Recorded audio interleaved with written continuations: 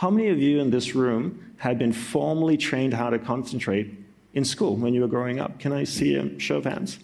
Like actual formal training in concentration. Nobody, right? I travel all around the world and I speak and I always ask this question. Nobody raises their hand. If you don't learn something, and then secondly, if you don't practice it, how can you be good at it? How many of you in this room have been told to concentrate growing up?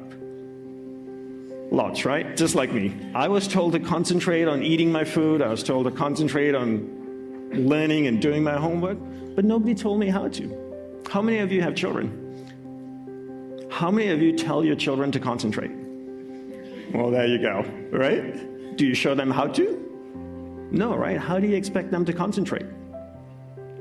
How do you practice concentration? You practice concentration by doing one thing at a time. The mind cannot multitask. It switches so quickly from one thing to another, it gives you the sense that you're multitasking. So bring the practice of doing one thing at a time into your life. Every time you drive, practice concentration. You're traveling in a metal box going at 110 kilometers an hour, and who's in charge? Most people don't even know. How many times have you driven and got somewhere and then go, wow, I wonder how I got here? Have you ever had that experience? Isn't that scary, going at 110 kilometers an hour in a metal box and you have no idea who's in charge?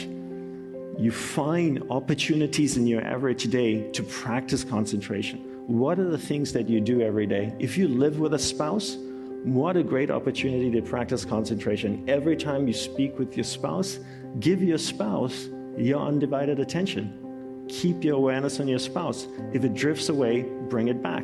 If it drifts away, bring it back. And here's something interesting as well that you'll get.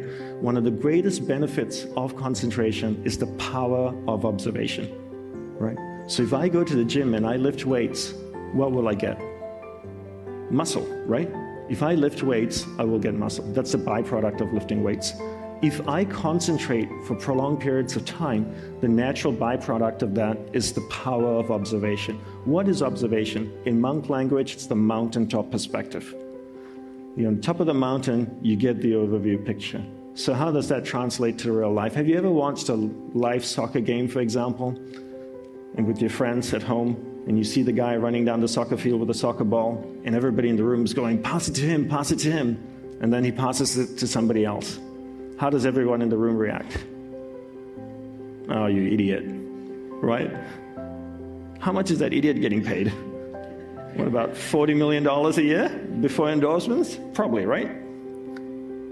So why did he make the wrong decision and you make the right decision? It's perspective, right? You're watching the game from the top of the stadium. You see the bigger picture and therefore make a better decision. That is what observation is. Observation is you taking your awareness to a higher state of mind that gives you a bigger, broader perspective on things. You see things in front of you, you see opportunities, you see problems that exist, but you're normally not aware of. As an entrepreneur, I find that to be one of my greatest assets. I see opportunities and I see obstacles in front of me all the time, therefore allowing me to make better decisions in my life on how to go forward.